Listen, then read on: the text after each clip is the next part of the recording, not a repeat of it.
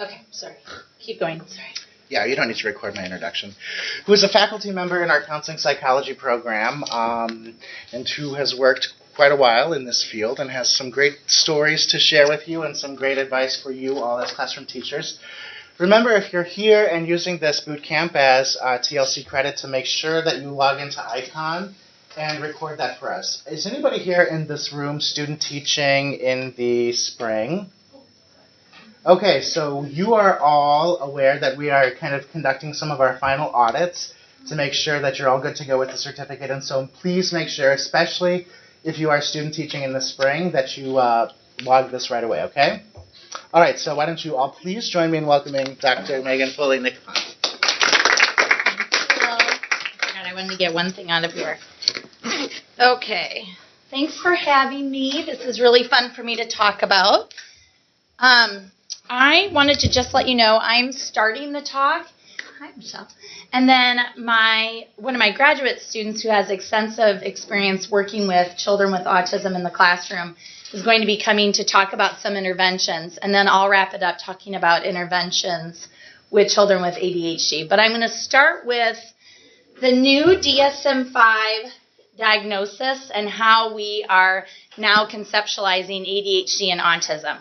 And I do that not because you all will be diagnosing kids, but I think it's important to know what mental health practitioners are using when they're saying someone has ADHD or autism spectrum disorder, because it is a little bit different now that this diagnostic manual has been published, okay? So I'm going to start with that and just kind of an overview, and then give you a couple of cases of kids who I've worked with who have these diagnoses, okay?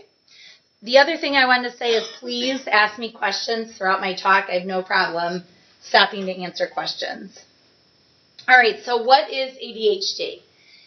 The criteria for ADHD now in the new DSM are essentially the same. There's just a couple of changes that I want you to be alerted to. The first is it's a persistent pattern of inattention and or hyperactivity that interferes with functioning and development, okay? So you can have hyperactivity, impulsivity, and inattention, or you could have one or the other. The most common form is to have both, okay? So if you're look at these lists of symptoms and you say to yourself, well, I do this, or this sounds like me. In order to have a diagnosis of ADHD, you have to have 6 or more of these symptoms. And then now this is new. In adults, you only have to have 5 or more of them, okay? So the first one, careless mistakes, attention to detail. So kids in your classroom, these are kids who maybe understand the material, but they make silly mistakes. Or on a test, they forget to complete a couple items, all right? Difficulty sustaining attention. So if you're in this incredibly interesting talk and your mind wanders a lot, just kidding. But, you know, if you are in a situation that you should be able to pay attention and you don't, that's a problem. Does not listen. And this is, you know, kids don't listen all the time, but this is when you're talking directly to a child and you maybe give that child a direction, and at the end they have no idea what the direction is. That's a common symptom. Does not finish work. So these are kids who have what the teacher thinks is 10 minutes of homework, but it takes them 2 hours to do it because they do a problem and then they decide to draw a figure of Spider-Man. Okay, so that sustained attention isn't there. Difficulty with organization. Their lockers look like a mess. Their desks look like a mess. Their rooms are a mess. They have a hard time finding things. Likes, avoid, or dislikes and avoid sustained work. So kids who just do not want to do their homework, not want to do tasks. I mean, that's pretty common, like I said, but that would only be one symptom. If you have a kid who doesn't like doing homework but has no other symptoms, that doesn't mean that they have ADHD. Loses things. Like my son this summer lost 3 gloves. I kid you not, 3 baseball gloves. But he doesn't have any of the other symptoms. But that's a common symptom. Easily distracted. So if you have a classroom like I know Horn Elementary in Iowa City has classrooms that are connected to other classrooms. I think sometimes that's more challenging for kids with ADHD because they hear what's going on in the other classrooms and can't focus on what their teacher is saying. And then forgetful. So just forgets to take the trash out. Well, every day, they're in 5th grade, and every single day you have the same morning routine, but at the end of that routine, they still don't know, after I eat breakfast, I brush my teeth. Okay? Now, hyperactivity symptoms. Same thing. For kids, you need 6 of them, but adults, you need 5. Fidgets, squirms, so difficulty sitting still in your seat. Leave seat, so at the dinner table, this is common when you're working with a kid to see if they have ADHD, or in your classroom, they're constantly out of their seat to go sharpen their pencil or having to go to the bathroom. Can't get through a 10-minute dinner without them leaving. Runs, climbs, is restless. That's obviously not a symptom you're going to see a lot in adults, the running and climbing, but that restlessness, that feeling of, I just got to get out of here and do something. Unable to play quietly, so when you tell kids it's quiet time in the classroom and they just need to be doing some quiet work, they're just not able to do that. And then they commonly say that they feel like they're driven by a motor. They're just constantly having to go, go, go. So those are some of the hyperactive symptoms. Here's some more. Talks excessively. Some kids who are really, really social just will talk excessively, but these are kids who talk all the time. And commonly, it's not understanding the social context of their talking. So they don't understand that their excessive talking is bugging their peers. Blurts out answers, so instead of raising your hand before you talk, they just talk. Difficulty waiting turns, so if you have them in line, they always want to be at the front of the line. And then lastly, that interrupting, intruding. So adults having conversations, or like I always say, I'm a mom of 3 kids, and I always say the only time my kids want me is when I'm on the telephone. It's like clockwork. So every time I immediately get on the phone, they want to talk to me. So that's a symptom, okay? Now this is different. You need to see these symptoms before you're 12, okay? So commonly we see on college campuses, individuals aren't diagnosed until they're adults. But when you do an assessment with them, you find out that they had these sort of symptoms. They just didn't impact functioning prior to getting to college. Why do you think that might be? Yeah. College demands more organization, more challenging to study. And if the student is intelligent, high school or Exactly. may not present a challenge. Absolutely. They can cope. They can get by until they get to college. Sometimes people aren't diagnosed until they get to graduate school because the demands finally get to a level that they exceed the individual's ability to cope. Very good. Okay. This has to be present in 2 or more settings. What does that mean and why is that important? Anyone? Yes. Yeah. It can't just be like in the classroom. Maybe they're just like bored or something. It's just that one place that they have these symptoms. Exactly. So maybe there's something about the classroom environment that's showing those symptoms. So if you have a teacher say, I see it, and at home I don't see it, it's not ADHD. What about the reverse, which actually is more common? Parents maybe report it at home, but then the teacher's like, he's fine here. What could be going on there? Very structured school. Exactly. So we don't know what the home environment's like, right? A lot of times kids with attachment difficulties, their symptoms mirror ADHD, right? So if you don't have a consistent parent at home there for you, if you don't feel that love and security from your home, if you don't have good nutrition, if you aren't in a safe environment, commonly kids develop these behaviors that mimic ADHD, but it's actually some sort of an attachment disorder. So they come to school and they are fed, they have a consistent environment, they know who the teacher is, they know who sits at their little pod, that consistency helps calm them down and center them. So that's exactly right. Now, it also has to interfere with functioning. You probably have friends or yourself maybe who have these sort of symptoms, but it has to impact your functioning.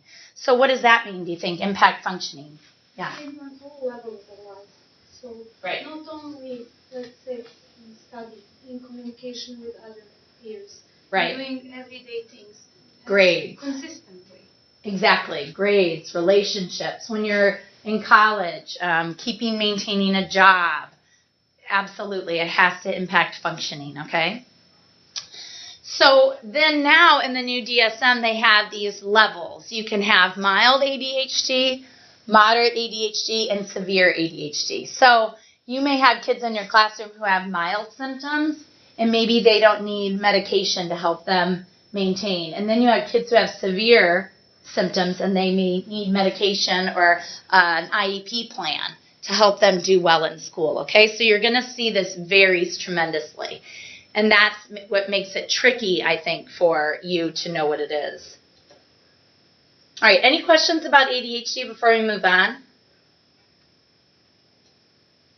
Okay.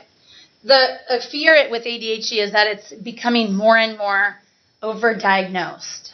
So I'm hopeful with the new criteria that it won't be as overdiagnosed, but the jury's still out because this is brand new. Okay. New to the DSM is how we think about autism spectrum disorder. So in the past, what did you all know about autism versus like Asperger syndrome? If you've heard of Asperger syndrome or autism, what did you know or think? Anyone? I mean, with autism, they are unable to communicate with the environment or withdrawn. Right. So Sometimes they don't even speak. yep. So some kids with autism were not considered nonverbal, right? Yep. In the back. I mean, personally, I've always heard it presented as a spectrum. So, Right.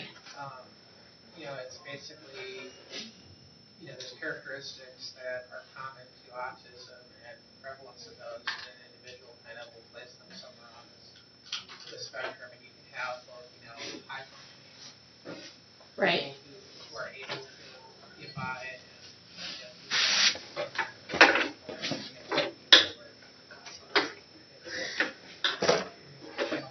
Absolutely. Right. Yes. One of the basic issues with people with either high-functioning autism or Asperger's tend to be social cueing Right. and sympathizing with other people. They have Yep. They can have a tendency to be what they call gifted. They Uh-huh. have a big problem with figuring out social interactions with people. Right. Good. Good. So in the past, you guys are all right. All these are all good answers. In the past, autism was considered kind of a spectrum. And on one end of the spectrum, you had kids who had severe autism and then also some cognitive delays. So now it's called intellectual impairment. So those are kids who maybe were nonverbal, had lots of stimming behaviors, didn't interact with their environments very much. Then on the other end were the kids like you're talking about in the back. They're maybe high functioning. They maybe hold jobs, or some of your college professors, okay? So they have some social difficulties, but they are smart. They may even be intellectually gifted. But they don't have those social skills that are helpful in interpersonal careers and environments, right? And in making friends, sustaining relationships. So it was considered this broad spectrum. Well, that's still the case now, but now they're kind of, all of autism is under one umbrella, and they made a new diagnosis for kids who just have the communication difficulties. So I'll walk through that with you now. Okay, so to have an autism spectrum disorder, you have to have these three deficits. The first is social emotional reciprocity. So this is that give and take in a social relationship. So let's have a little conversation. Hi, how are you? Hi, What's your name? Leah. Leah. So you go to school here? Mm-hmm. Do you like it? Do you live off campus? Okay. Yeah. Is it fun? Yeah. Good. So what happened in our conversation? What kind of things did Leah do? And I do. Eye contact. She gave me eye contact, right? She laughed. She was a little uncomfortable because I put her on the spot. She's bummed that she's sitting in the front. But she kind of talked back and forth to me, right? Sometimes maybe she would have asked me a question like, where do you live? Or do you like being in Iowa? So it's that give and take in a relationship and a conversation. Oftentimes people with autism, it's like a running dialogue at you. There isn't that reciprocity. Okay, so think of your friends. It's a give and take relationship. And people with autism just have a hard time with the give. It's all take. So one mom said to me, and I love this metaphor, I use it all the time. She said, talking to her son is like pushing play, and he talks, and then he pushes pause when she talks, and then he pushes play again. So it doesn't matter what happens in the pause. He doesn't really care what mom contributes. He just wants to tell her what he's thinking in his mind. Okay, so the reciprocity is the key piece that's missing. Second is nonverbal communication. So this doesn't mean that they are not able to communicate. This means nonverbal aspects of communication are missing, like eye contact is a big one. Another big one is use of gestures. Another one is different facial expressions. If you communicate with people with autism, typically they're kind of deadpan. They're like comedians with really dry senses of humor. Not a lot of gesturing, okay? So it's that nonverbal aspect of language that's missing. The words are there, potentially, but the other pieces are not there. And then third, developing, maintaining, and understanding relationships. So these are kids who maybe really want friends, but just don't know how to develop those. Really want to have a relationship with a significant other one day, but don't develop those. Sometimes, though, they don't even want the relationship. I always wonder, though, is that because they haven't had success in the past? I see it both ways. Sometimes I see kids who really want it. Sometimes I see elementary kids who don't really want social relationships at all, but then they hit adolescence when they really do want relationships, but they just don't have the skills to maintain them. So in order to have autism, you have to have all three of these characteristics, as well as the second part. Restricted, repetitive patterns of behaviors, interests, or activities. You need to have this manifested in at least two areas, okay? So the first is stereotype motor movements or speech. So sometimes kids have what's called echolalia. Does anyone know what echolalia is? Yeah. They just copy exactly what you say. Exactly. So I'd say copy what you say.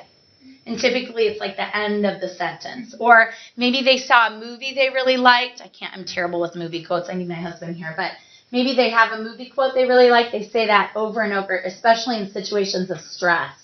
So if in the classroom they're stressed out, they're going to maybe say this phrase to calm themselves. Sometimes you see motor movements. Again, all of these are kind of increased in stress, and they actually decrease over time. So if you're going to be high school teachers, you may see less of this than in the elementary setting. The second area is insistence on sameness and flexibility. So how do you think that may manifest in the classroom?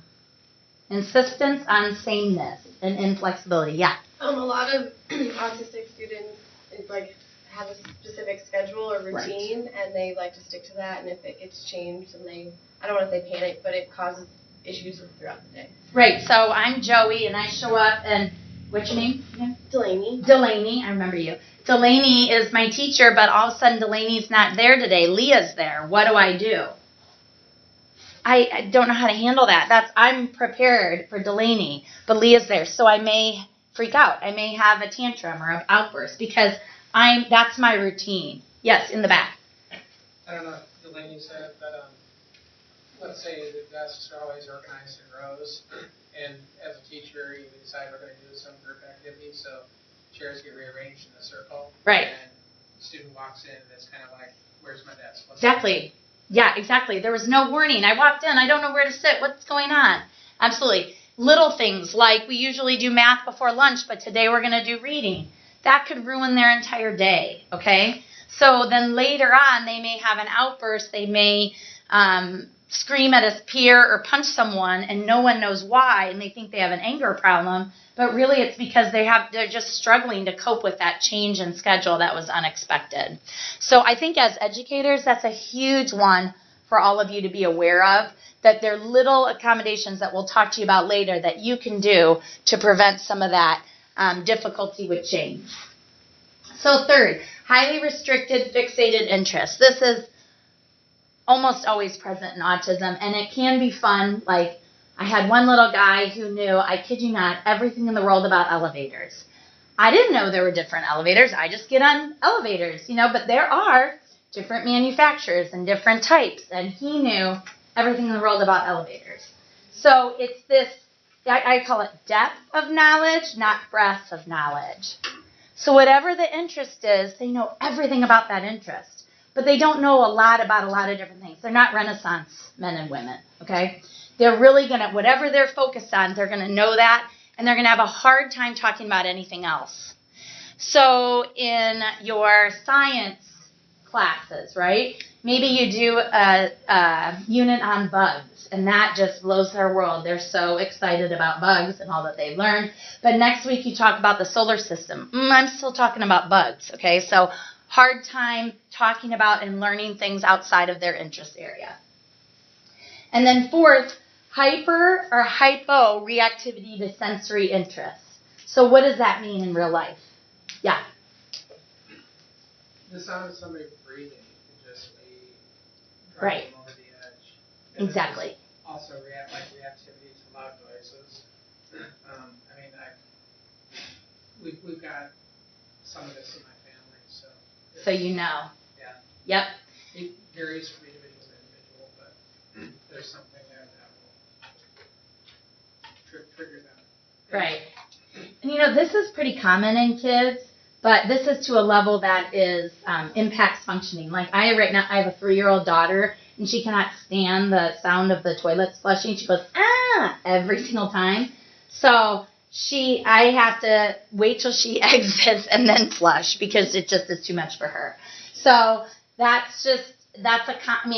don't think she has autism, but she might. I don't know, but I don't think so because she doesn't have any of the other symptoms. So again, this is an example of if you have one symptom, it doesn't mean you have autism.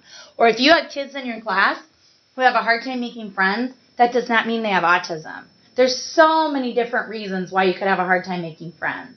Okay? And sometimes we jump to autism spectrum disorder rather than trying to figure out what else could be going on.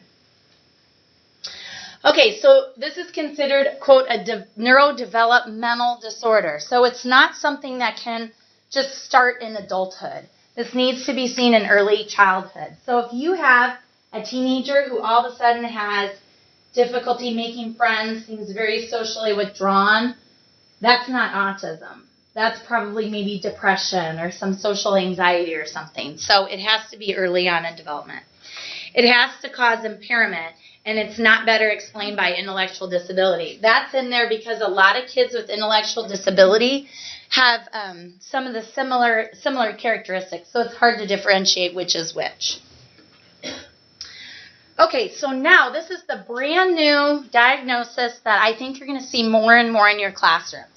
These are the kids who have social impairments without the behavioral difficulties, okay? So without the need for adherence to routines, without the inflexibility, the stereotype movements, and the hypo or hypersensitivity to stimuli, all right?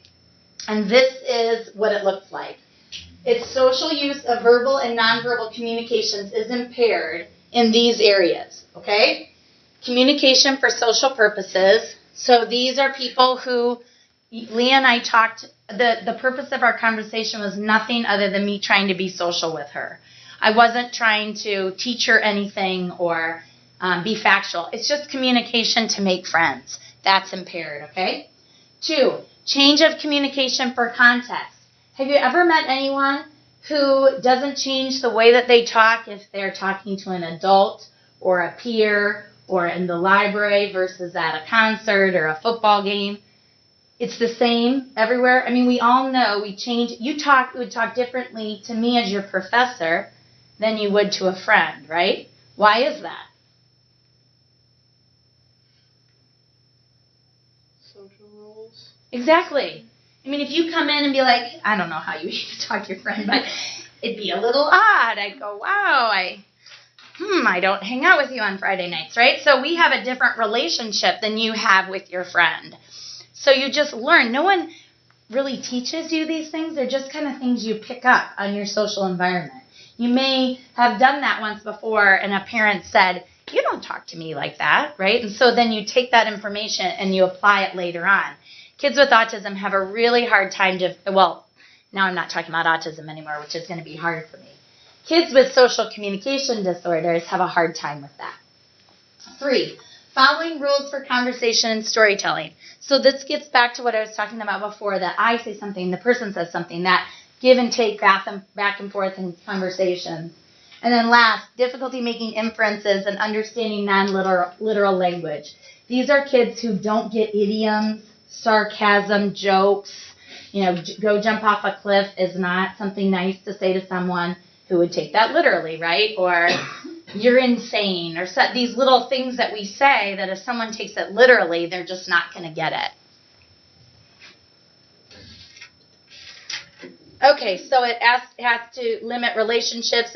This is also a developmental disorder, and you have to first make sure the person doesn't have autism spectrum disorder, okay? So any questions about how we're calling these mental health conditions? Yeah? What about like EDD, NLS and stuff? Is that under the autism umbrella, or is that something different? It will all depend on if they have two of those behavioral characteristics. If they don't, they're going to fall under this umbrella. What I see as problematic is what's going to happen in schools and in college with getting accommodations.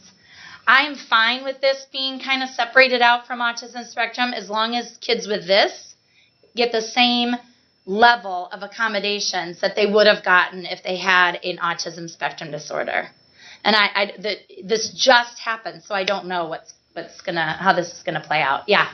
So then, what is Asperger's? Okay. Again, I think some kids with Asperger's will still meet criteria for autism spectrum disorder because they're gonna have rigid thinking, intense interests, or a combination of those characteristics, and some kids won't. Because I really believe that Asperger's syndrome was kind of more of a cavalier sort of diagnosis. It was more socially acceptable than autism. So I think some diagnosticians just gave that label because it was more accepted when maybe the child met criteria for autism. And I think some of them will fall under this camp now. I really think it'll be some of both. There's no more Asperger's syndrome. It's completely gone. Yeah. And that, I think the biggest ramification for that is socially. I mean, you can go there, a website specifically for people with Asperger's syndrome. It's kind of something that people have embraced as a part of their identity. And now, all of a sudden, that's gone. So then who are they? How do they figure out what that means for them? I think that's going to be tricky. We're actually doing a study right now at the Bellm Center looking at our kids who we diagnosed on the spectrum before, and with the new criteria, where will they fall? Will they fall more under the social communication disorder or under autism spectrum disorder? So it'll be interesting to see what happens there, because I work mainly with high ability kids or gifted kids with these characteristics. So, any other questions? Okay, so before Chuck comes to start talking about interventions with autism, I wanted to talk to you a bit about two kids. And like I said, I work mostly with higher ability kids, so I'm going to talk about really amazingly gifted kids. So this is Mary, and that's not her real name, but Mary came to me when she was in 4th grade, and she had been diagnosed with ADHD, and Mom was concerned because if she was ever upset in the classroom, she would hide under her desk.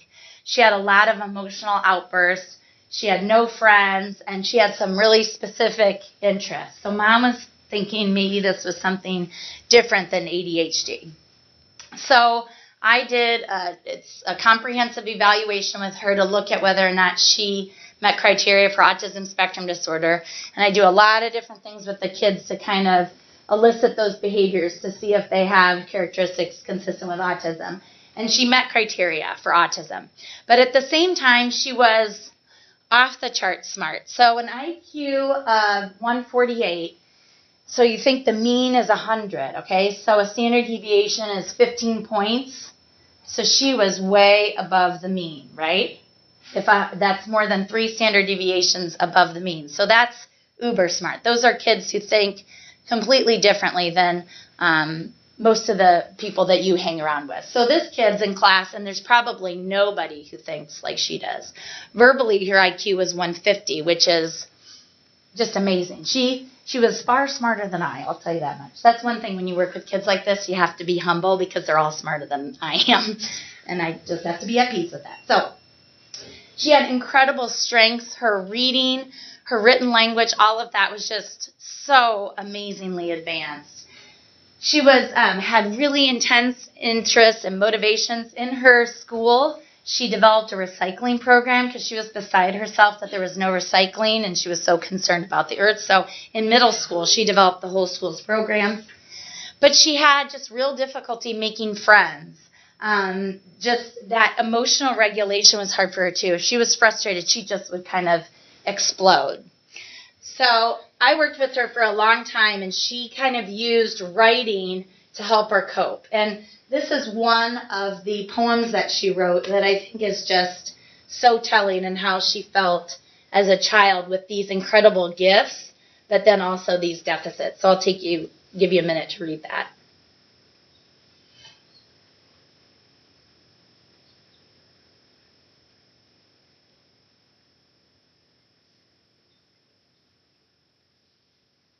So she wrote many of these.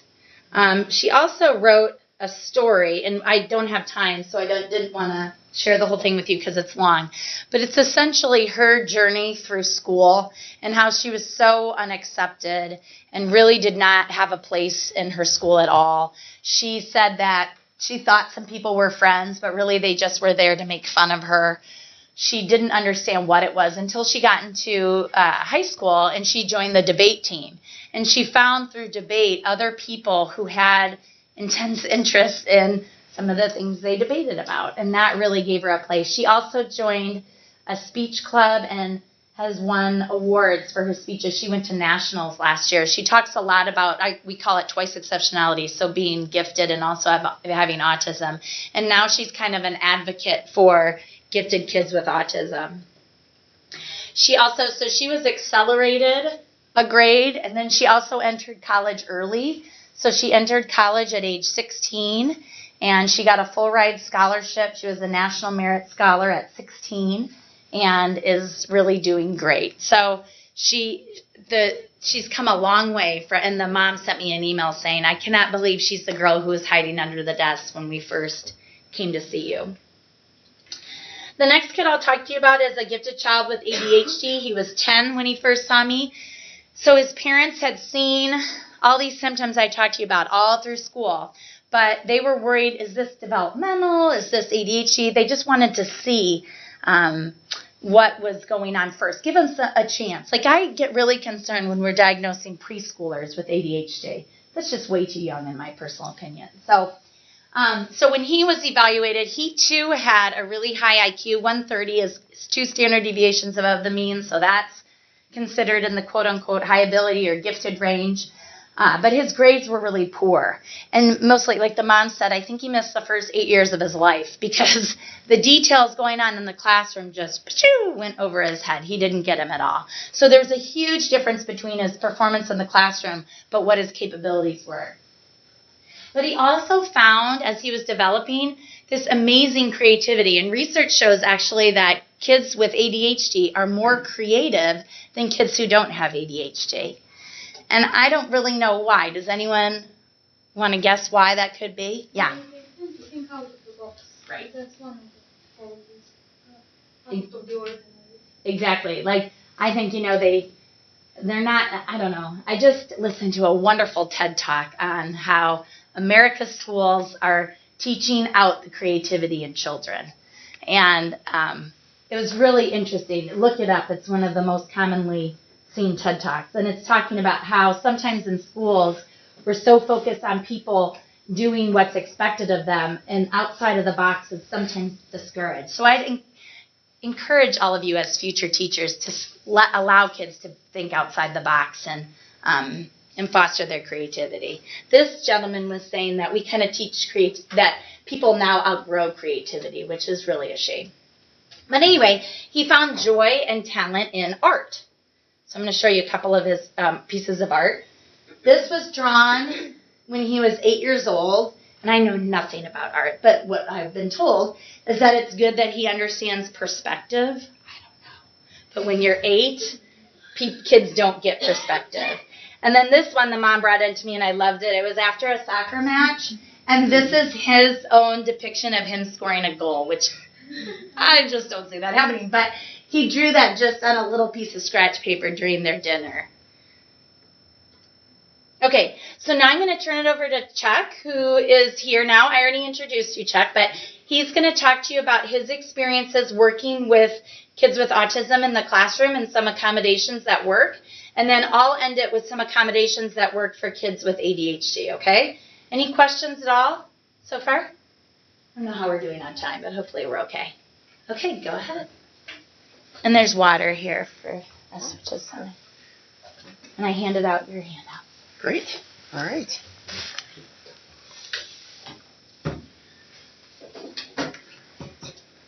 So in terms of moving from slide to slide, what did you just press the You hit the right arrow? Yeah. Okay. I mean, not the right, the left. Left arrow? Oh, Okay. the mouse. Just click Oh, the mouse. okay. And then Okay. you're good to go. Gotcha. All right. Hi, my name is Chuck Cederberg. I'm now a doctoral student here in the counseling psychology program. But before that, I was a master's level counselor, and a predominant portion of the work that I did was providing consultative services to various Boston area public schools. And these public schools varied in different socioeconomic means. I worked in some very affluent suburban communities of Boston where they had abundant resources, and I worked in some fairly poverty-stricken areas where resources were very scarce, and teachers were stretched very thin, and so it took more creativity and just a different skill set in working with different schools. So I did this for 4 years. I'm now a licensed mental health counselor here in Iowa. Generally, I've worked with children, adolescents, young adults, from a wide variety of different diagnostic backgrounds. But I would say primarily they were children diagnosed on the autism spectrum, and then also mood-based disorders and ADHD were very frequent kind of behavioral problems. There's kind of an umbrella label that with some children where clinicians aren't really sure kind of what to label them, they'll kind of give them ODD to give them some sort of label. And so, a lot of times that's just kind of externalizing behaviors that we try to manage. So I provide direct service. Sometimes I'll go into a school and they'll say, we need you to see some kid or run some group, and so I'll be a counselor. Other times I'll go into special education programs and I'll develop a program with them, or there might be some sort of kink in the special education program where they're having issues with something and they need a new set of eyes to come in and to kind of reorganize the structure and that sort of thing. I've developed anti-bullying curriculums, social skills programs, and curriculum development. And I've created behavioral plans, done a lot of FBAs, which are called functional behavioral analyses. They're very in-depth reports, very data-driven, that basically tries to get to the bottom of what the functions of behaviors. Why are certain kids exhibiting certain behaviors?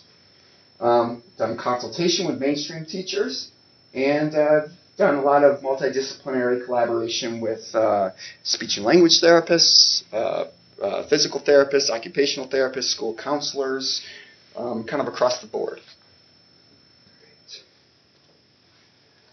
So when I go into a new school, I kind of had a system for kind of how I would assess systemically the school, how I would assess what their requests were, and kind of the individual needs of the kids or individual kid that they wanted me to work with.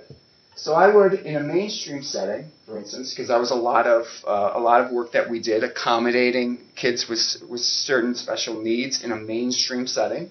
I would have a dialogue with the teacher. I'd observe the teacher and just kind of observe her strengths, kind of her communicative style, that sort of thing. And maybe in an teacher interview, I'd kind of recognize maybe some areas. I say weaknesses, but it just areas where she might not be as patient with certain kids as others, and certain behaviors, how the rules that she sets in her classroom, that sort of thing. I'll kind of asks questions about the parental involvement? Do they acknowledge that there's a problem? That is something that is very widely varied with each child. Kind of, do the parents acknowledge that there's a problem? And if they do, are they motivated to get involved and to help out, to help generalize the behaviors of the skills that they're trying to learn in the classroom at home? Because they're at school a very focused part of the day. Then they go home, and parents are by far the most influential figures in a child's life. So, what's the parental involvement? Individual student strengths. What's their favorite subjects? What are their interests? Interests are a big one, especially at certain developmental ages. Certain kids might not be that adherent or buy into a certain behavioral system, say a second grader, but say I find out that they really like Mario. Well, I can devise some sort of behavioral plan or a behavioral incentive plan that has a Mario theme, where they earn like the little extra life green mushrooms or something like that. And that kind of helps them buy in. Oh, I really like Mario, so I'm going to, it makes it their own. So I really try to harness this kid's interests. I assess the available supports, the resources that they have. What are the presenting problems? What is the peer relational health? Does the child have any close friends? One close friend? How is he generally perceived by his classmates? Is he generally well liked? Are kids afraid of him when he perhaps has meltdowns? How does he interact with the other kids? His cognitive capacity, developmental level. How is he doing academically? What are the neuropsych reports indicating in terms of cognitive capacity, expressive, receptive language skills, that sort of thing. I consult professionals. A lot of different professionals are probably working with these kids. I want to hear all of their perspectives. I want to hear what they perceive to be the problem areas, and I want to hear what they think would be potential solutions. Because I think it's important to establish a very collaborative relationship. If you just come in, if I come in as an outsider, people are going to have a lot of different, opinions of me. Who is this guy? So if I establish a relationship of collaboration from the very beginning, it will lay the groundwork for a lot more positive work. And then IEP services. What's the IEP? What are the certain services that he's receiving? Does he have speech, language twice a week? For 30 minutes, OT, PT, sensory breaks, all that sort of stuff. So before I identify any of the goals or implement anything, I always intensely gather information. I assume to know nothing. Even if a child is diagnosed with ADHD, I don't know this child. I don't know how ADHD presents itself in this child, in this school, in this classroom, all that sort of stuff. So I always take each child on an individual basis.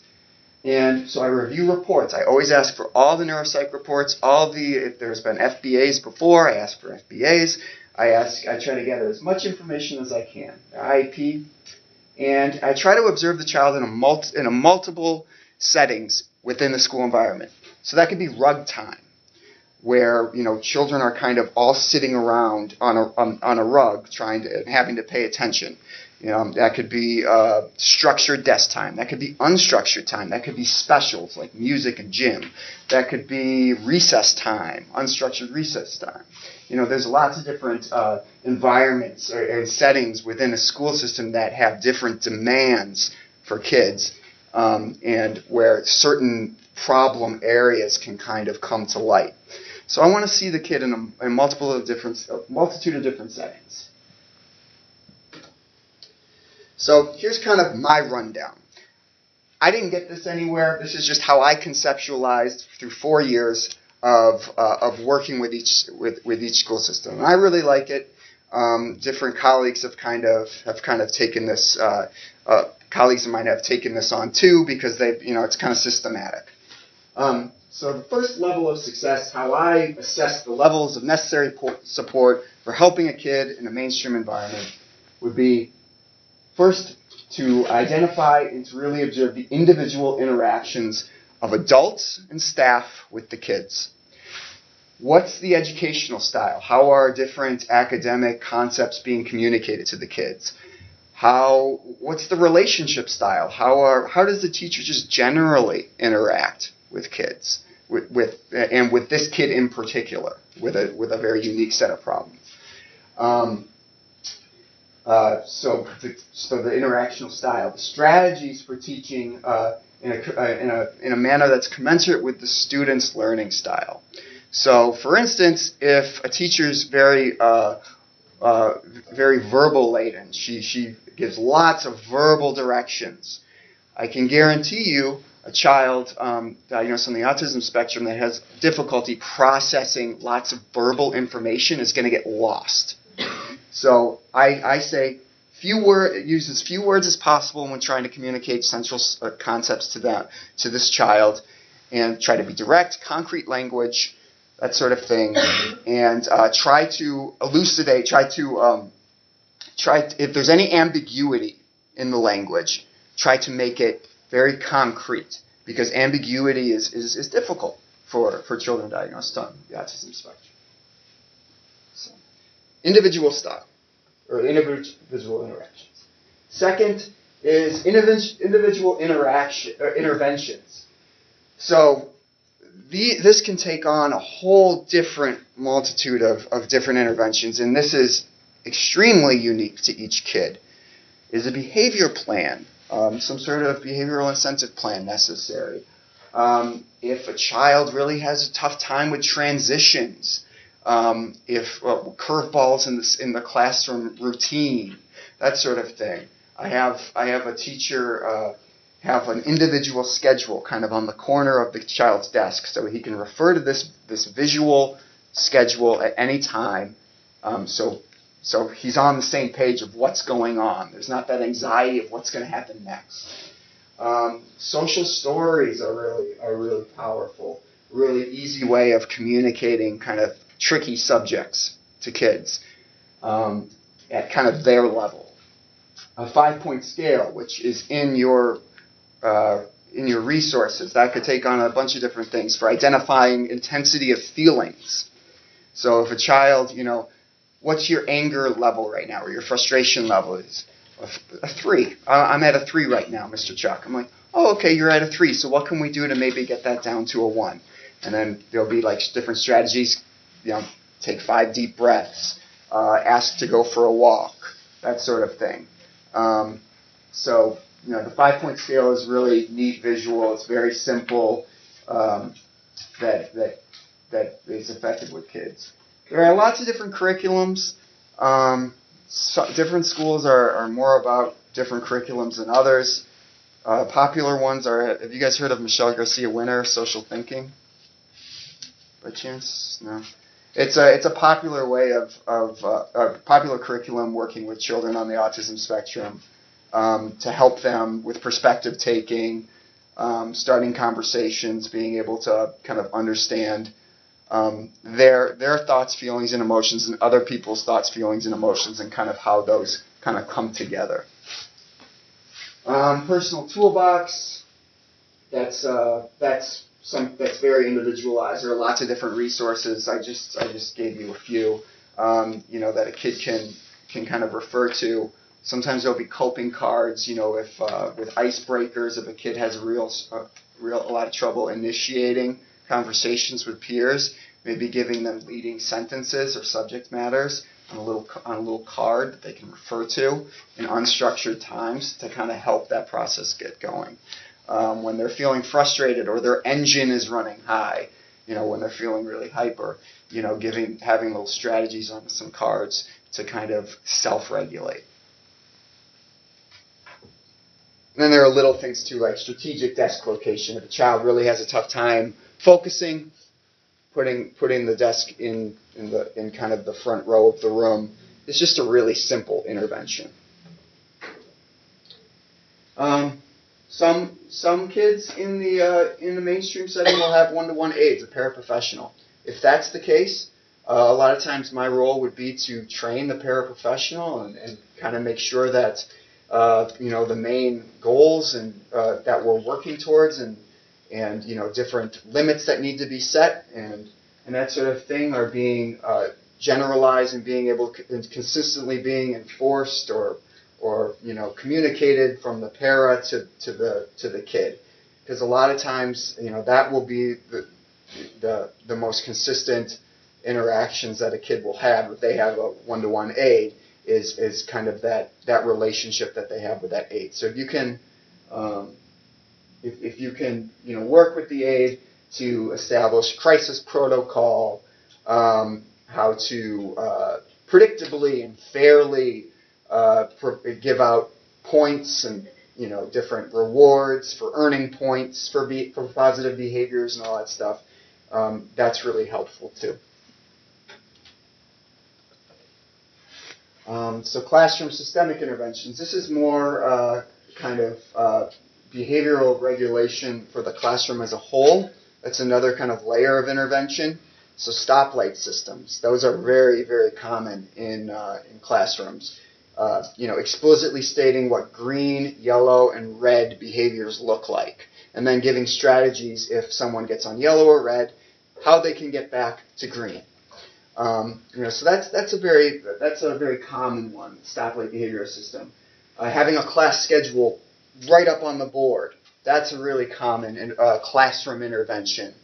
A good choices prize box for a class or special privileges that would be in place of the stoplight system. That with some kids who are maybe a little developmentally lower, there will be like just a smiley face, a neutral face, and a frown face. If they earn a certain amount of smiley faces, they get to choose a prize box at a designated time. It's a little more simple. Caught you caring, that's commonly used in anti-bullying type of thing to promote altruistic behaviors.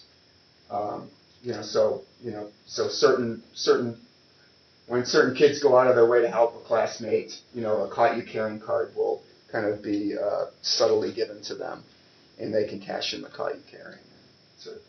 Class marble jar, you'll see that a lot. They fill up the marble jar, they get a pizza party. And posters and visual aids reinforcing the class themes. A lot of times these go hand in hand with the different curriculums. So zones of regulation, social thinking, the Michelle Garcia winner, those central concepts are kind of like on the wall to reinforce, the values of the classroom. And then lastly is the multidisciplinary interventions. So these are this could be social skills lunch bunch with the school counselor. So I'd want to interact with the school counselor, want to know how's lunch bunch going? Is he contributing to conversations? How is he receptive to feedback and to different prompts and cues and whatnot that you give him to stay on topic in conversations or to let other people have opportunities to talk if he monopolizes conversations, all that sort of stuff. Having someone, maybe the paraprofessional or some other person, provide structured recess, and that's a good one. And then I really always stressed, and sometimes this was harder to organize, but multidisciplinary meetings and systems for support. And there's something called the SMART sheet. It's in your resource packet somewhere in there. But that's a good kind of framework to just help everyone from all disciplines, from speech and language therapy to school counselors to OT, PT, school administration, across the gamut, all be on the same page, working to generalize behaviors, and just making sure that they're using common language and that sort of thing. All right, so I'm going to give you guys just some vignettes, and using these kind of levels, I'm interested in hearing kind of your thoughts on how you would approach these cases. So I'd like your feedback. This is James. James is an 8-year-old boy diagnosed with ADHD. He currently does not have an IEP, but parents have recently decided to start the formal request. James is well liked by his classmates, though is often observed seeking out attention through disruptive or silly behaviors. Teachers report James struggles to pay attention in class, calls out frequently, gets out of his chair frequently and walks around the room, and seems to say whatever comes to his mind, whether it is appropriate or not. During desk work, James often does not start until a teacher prompts him to do so. And even then, James needs frequent prompts to keep working. In particularly active or emotionally arousing situations, James can invade other people's space and become significantly dysregulated. James does not currently have a one-to-one aide. His teacher reports that James's desk is a disaster area, and he frequently forgets to bring relevant school materials home to complete assignments. Parents report getting James to do his homework each night is a constant battle, as he struggles to stay sitting, stay focused, and complete his work. James' parents recognize there is a problem and are highly motivated to collaborate with school staff and help James better succeed in school. Despite this, teachers report James is brilliant. James did take Concerta for a couple months about a year ago, but parents became worried with how the medications affected his personality. All right, so James, how would we kind of approach this case? Does anyone have any ideas? You mentioned that he does not have one-to-one aid. Mm-hmm. So the children that have or adults that have very difficulties organizing and structuring things, and it might be good to have a person that will provide that structure for them and maybe break these tasks that they have to do in small parts, or write them down for them or emphasize so that they don't forget. And if there is somebody that will draw their attention to it, it may help. And especially somebody who's able to organize these things, what needs to be done in the morning, the second part of the day, and they might maybe function better. Oh, absolutely. If there's a process that goes in to getting an IEP, and oftentimes, if the case is warranted, a one-to-one aid is something that's pretty commonly provided, and one-to-one aids are great for providing we call executive functioning support. So helping a child be organized, helping a child be cognizant of transitions in the classroom day, helping a child prompting him to be aware of certain behaviors. If he's starting to call out or he's starting to maybe exhibit some sort of behavior that that's kind of being disruptive in class, paraprofessionals are great for kind of subtly redirecting them and helping them be aware of that. So absolutely, yeah. If a one-to-one aid, a lot of times that's dependent on the school resources, that sort of stuff. Can they afford a one-to-one aid? But that would be a great potential recommendation to provide. I forgot to mention that he was on Concerta, and so the parents were concerned about the behavior. So maybe the Concerta did not prove to be successful or cause some problems, so he might try another medication. The psychiatrist would then dose and see how that works. Sure. That might be helpful. Mm-hmm. Yeah. It's really out of the balance. It's affecting too much. Meds are always a really tricky thing because parents a lot of times have very strong opinions about them, and just generally speaking, sometimes they'll go in reluctantly and then try to find any reason to kind of take them off it. So a common one is James stopped being James. James lost kind of those central aspects of his personality that it kind of blunted him a little bit. So that's so a lot of times parents will kind of we're like, okay, we tried the medication thing, it didn't work, we're not going to do that again. But other times it's more of a process. It's like it's finding the right medication at the right dose, and a lot of times teachers and paraprofessionals or certain professionals at the school are almost like the guinea pigs, really observing how is this how's this medication working out? Is he sustaining his focus longer? Is he calling out as much? That sort of thing. So but that would be something that the teachers might subtly recommend, but it would be between the psychiatrists and parents. The other quick thing I wanted to say about an aid is sometimes that's tricky developmentally too. So socially, that becomes not very cool to have an aid, right? So that's something that you have to really work carefully with the schools as a kid wants to transition out of an aid, because it can go from full-time support to nothing. And to deal with that transition is very tricky and very important in my opinion. So, because you'll have kids, I mean, when you go into junior high, no one wants an aid. It's really hard. Especially, I mean, I get it. I don't think I'd want someone found there either. They want to fit in with their peers, and it's a little harder to fit in with your peers when you have someone right next to you all day. Mm-hmm. Absolutely. Sorry, you had a question in the back. But Yeah, not a question. Mm-hmm. The thing is with the kid, the other suggestion might be go ahead and kind of break up his homework, meaning he does homework and does something fun, does homework and does something fun. Because what it does is he realizes that there will be a stop. He doesn't think that this is going to go forever and ever and ever and never end, and he'll never be able to get to doing anything fun.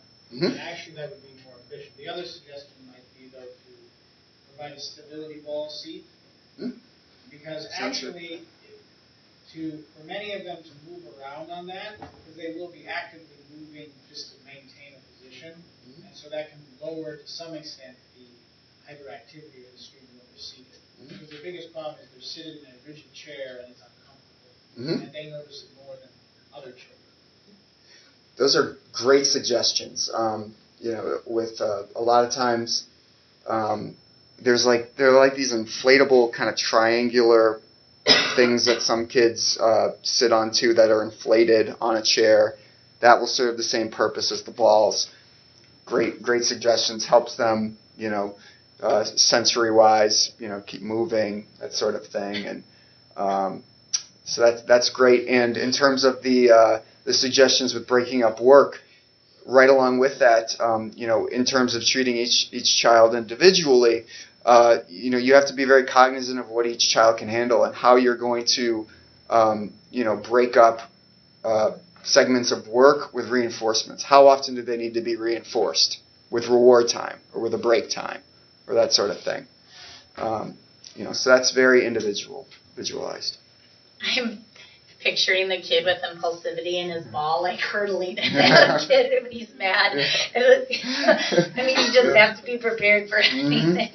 And you're right, it's so individual. What works for one kid may not work for another. Mm-hmm.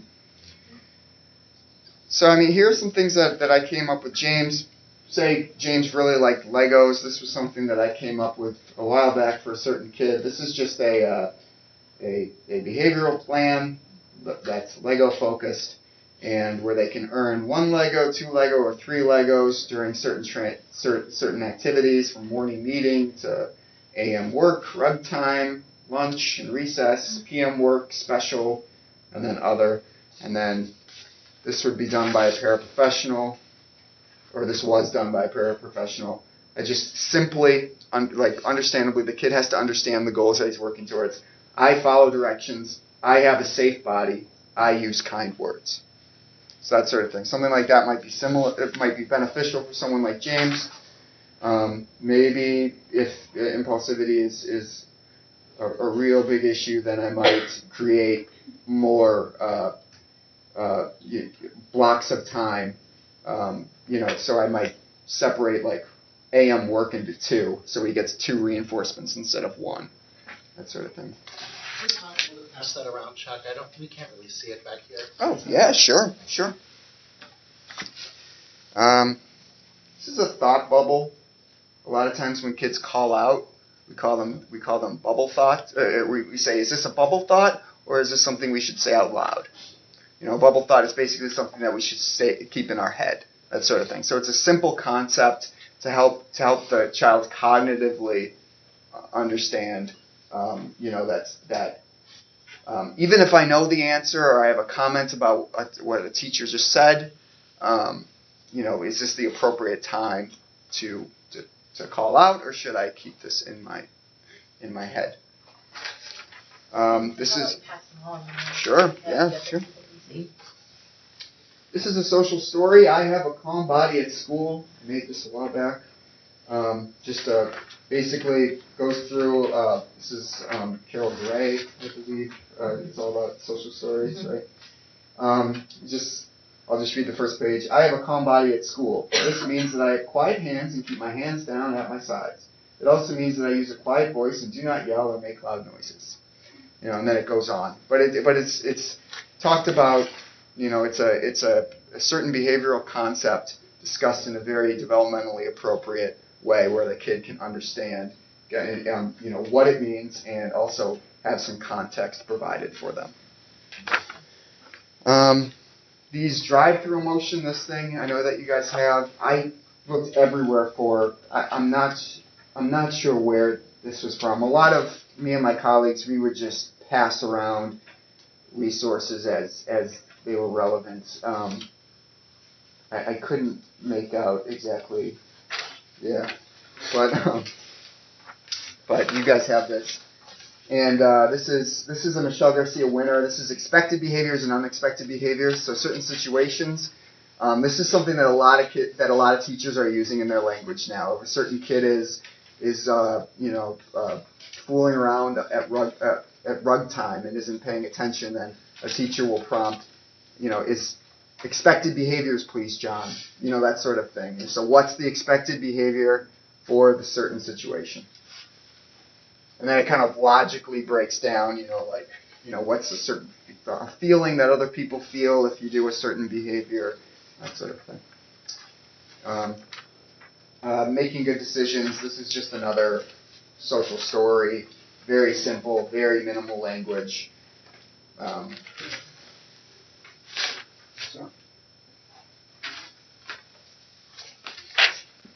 are we doing with time? Should I keep? We're afternoon because I heard the noon. Oh, really? Okay. Maybe I'll do two. All right. The next one is Michael. This past one. So what I did in terms of identifying specific goals for James, those were the interventions I chose, and I would say the goal areas were to improve behavioral regulation skills, improve executive functioning capacity, build skills related to maintaining focus, respect personal boundaries, and using appropriate language. So those would be my goal areas that I would kind of hone in on with James. And if I were to take those goals and put it into a behavioral plan or something like that, I would make it developmentally appropriate with language that the kid would understand. But just in terms of me as a clinician, those are the goals that I identified with James. All right, Michael. Michael is a 10-year-old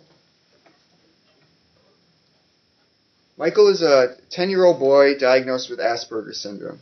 Teachers report that Michael is fondly nicknamed the class cop, as he is very respectful of school rules and is concerned that everyone always follows directions. Michael is reported to have few friends and struggles to form connections with peers. Michael often misses social cues, has difficulty making eye contact, and misperceives classmates' actions as mean or threatening. During recess, Michael is often observed playing alone. When Michael attempts to initiate interactions, his peers often do not reciprocate or quickly brush him aside. Michael, however, does not realize these peers do not wish to play with him, and often he follows them around for long periods of time, playing alongside them, but not with them, and talking about his preferred subject matter without an audience. Michael is very interested in the video game Minecraft and can talk to others at great length about the game while providing little opportunity for the other person to contribute to the conversation. Teachers report no behavioral problems at school, but are shocked to hear parent reports of Michael coming home very edgy and melting down after seemingly simple requests from parents. Michael can struggle adjusting to changes in school schedule or routine. Academically, Michael is a capable student, but has difficulty with open-ended class assignments that require drawing inferences or thinking in abstract manners. During unstructured class activities, teachers report that Michael looks lost, and needs explicit directions from adults in deciding an activity. Teachers and parents recognize Michael has a strong motivation to form social connections, for he craves friendships with others, but acknowledges he just does not seem to have the necessary tools to do so. So what are Michael's presenting problems?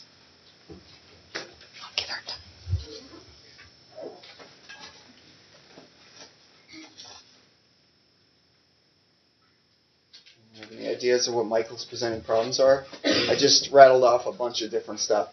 He has trouble with friendship. Yeah. Mm-hmm. Yeah. Has trouble forming meaningful connections with peers. Has difficulty initiating and maintaining reciprocal conversation. Yep. Yeah. He has some outbursts at home. Yep. Why do you guys think that is? One of the things people fail to realize is he does probably realize there's something wrong going on, because he knows, no matter what, unless he is totally unaware, that he's not really interacting with people, and that he doesn't understand what's going on. So that may be partially related to that, and he just wants to be quiet and be let it flow. Developmentally, Michael's 10 years old. That's right around the point where children gain a lot more insight and sort of self-awareness that, something, they might not be able to verbalize it or really identify it, but there's like, something's not right.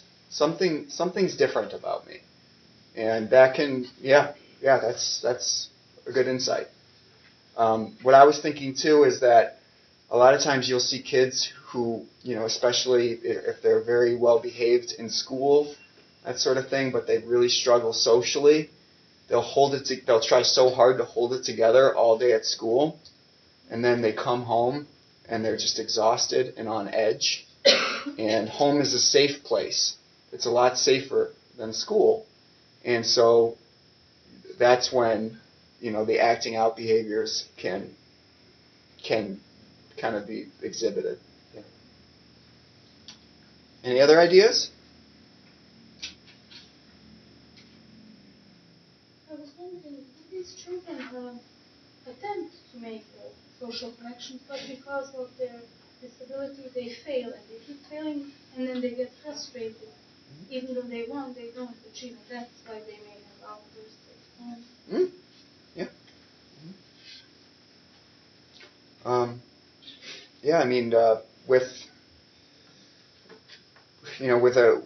Obviously, like through the vignette, Michael is approaching different children. He's trying to initiate. A lot of times, he's probably initiating, kind of an idiosyncratic, kind of strange way, where the other kids are like, what is this guy doing? Or he goes in mid-conversation and might start talking about Minecraft. He really likes Minecraft. Well, the kids before weren't talking about Minecraft. And furthermore, Michael's not providing any sort of opportunity to let the other kids contribute to the conversation because he's just monopolizing the conversation. So, there's a lot of different variables to consider, and it's very difficult to kind of tease them out. But they all kind of interact with one another to present, the current conundrum that the kid's facing in the classroom. Do you have another thought? I have a question. Yep. He's considered that a disability, right? These kind of things you can't discuss or have it as a thing that the rest of the class is aware of. Do they do that or no? Typically, no. It just depends, though. That can be an intervention that, like, Michael may do with his therapist. Sometimes kids go to the classroom and talk to their peers about what their struggles are. And there's been some research to show that can be more effective for that child, because if everybody knows why Michael struggles, they may be kinder to him. But that's not something a teacher could do. But I think that's something a teacher could welcome and support if the child wanted to do that. But you're right, you can't say, well, everybody be nice to Michael because he has... Well, the issue is this, is people with Asperger's, high-functioning autism, ADHD, and various things are just considered weird or eccentric, like most people. They just say, well, control yourself. And that's at least what they used to say. People still say that now. Right. The problem is it's not like somebody who can't walk. Oh, absolutely. Severe autism, where they see it. Correct. Physical signs that are obvious. And then people are like, oh, they got this problem, sympathize. Right. oh, it's the issue with anything mental, right? So if someone has depression, we'll be like, well, geez, why doesn't that person just do his work? Well, they can't. They're suffering from clinical depression, so they're not able to meet their goals at work. Absolutely, that's the issue, but we can't, because of confidentiality, you can't tell your peers about that. So, but I think if you recognize in your classroom that there's a climate going on where one child is being bullied or harassed, that you can talk to peers about appropriate behavior without singling out that person's diagnosis. But I do like, if a child's ready for it, I do like an intervention where they go in and talk about, and this is the one girl that I shared with you, I think I called her Mary. She did that. She went in and talked to her peers about what it meant to have Asperger's syndrome, and that really was therapeutic for her, too, to have that experience. So I think we're at 12:20. Okay. Just one comment on what you said.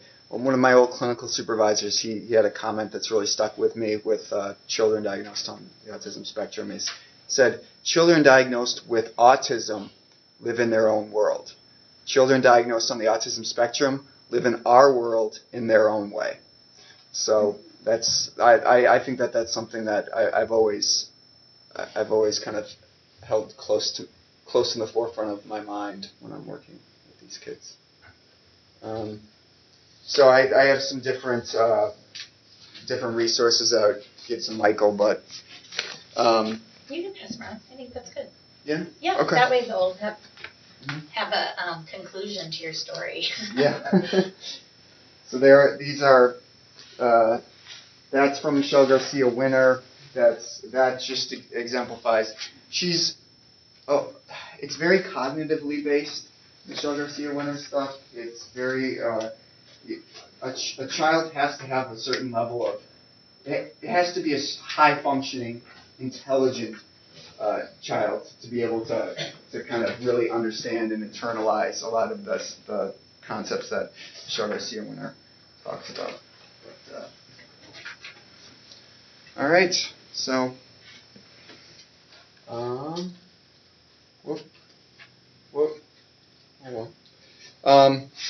so just in conclusion, do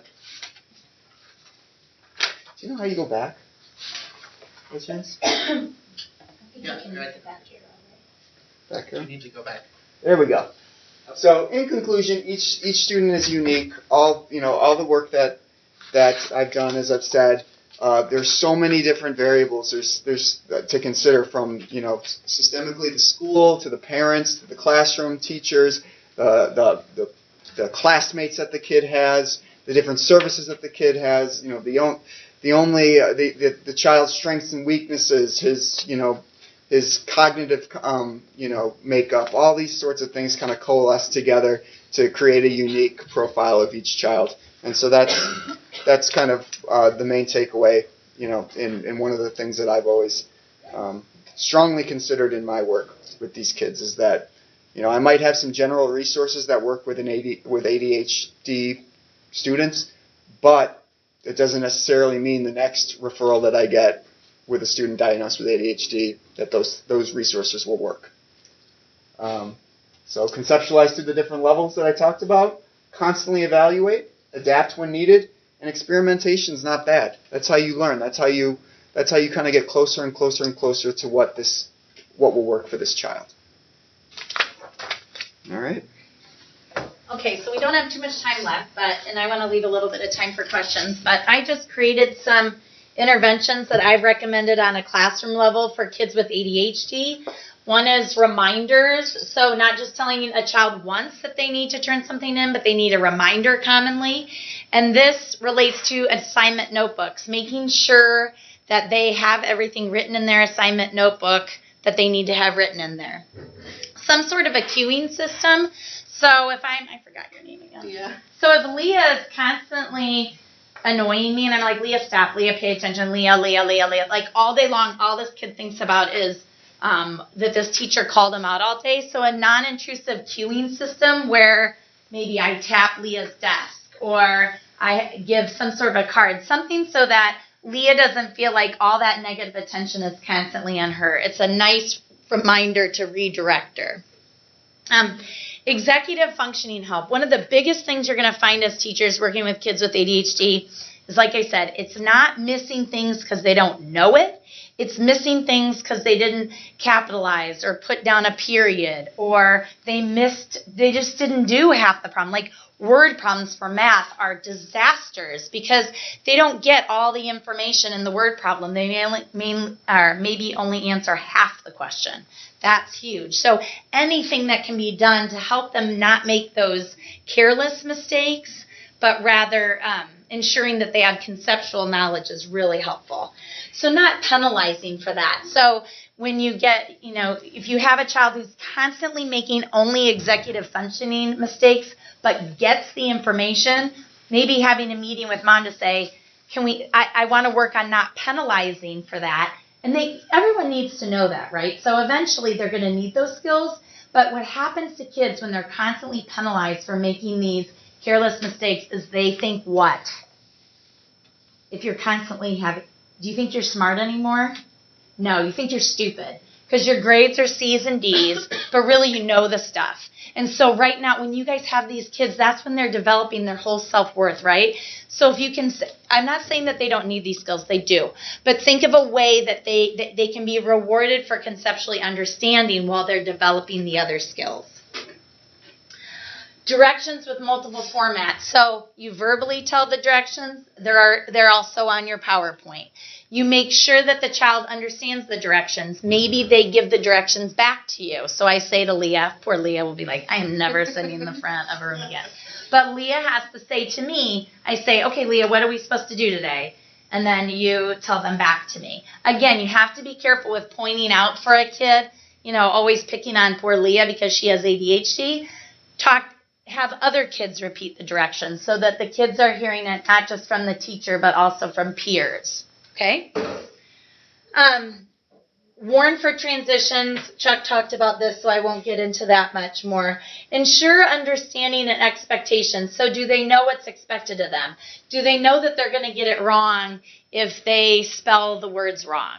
Okay, so understanding why they may get things wrong is really important. This is one of the most common recommendations I give, is that kids take tests untimed. This is for a whole host of reasons when you have ADHD or also lots of other learning difficulties. Typically, you get distracted. Or you may you may skip some. So if you take away that anxiety of the test is timed, you can calm your brain down to be able to focus on the material and ensure showing that conceptual knowledge, like I was saying, rather than making silly mistakes. Also, time management. Kids with ADHD have zero ability in concept of time. It's just phenomenal. They just don't get how long days are, weeks are. They have a hard time with calendars, those kind of things. So they may not understand, okay, I have to finish this 30-item test in an hour. They may take 50 minutes to do 5 items and then rush through the rest. So untiming the test is really helpful. Processing speed. Some kids with ADHD are just slow. So again, if you take away the time piece, you get more at what they really know rather than what they know in a certain time period. Chuck talked about preferential seating. Tutoring sometimes is really helpful. Looking at, is this also a learning disability, or is this poor academic performance based on characteristics related to ADHD? Somehow working with your school psychologist to figure out what's going on would be really helpful, because you approach the problem in a different manner depending on what the problem is, right? Focus on the positive. Chuck talked a lot about that, focusing on what kids are good at. If I'm a terrible speller, and if all day long I was reminded at how crappy of a speller I would be, I would not have achieved much in life, right? So if we're always reminded, all of us in this room have things we struggle with. We're human, right? None of us are perfect. So it's a real balance between fostering what kids are good at and then helping them with things that they're not as good at. Breaks, we talked about. Homework for mastery versus busy work. This is giving you 1,000 problems to a kid with ADHD on the same concept and they got it after problem 5. They maybe don't need to do the other 100. And then Chuck talked about reward systems. Okay, thank you very much. Any questions in the last, I went really fast, 4 minutes.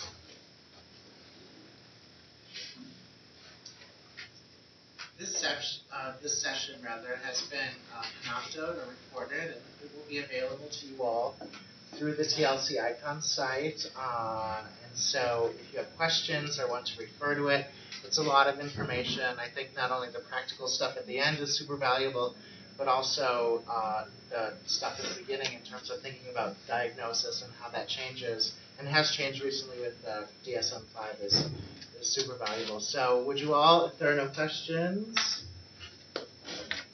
please help me thank Megan.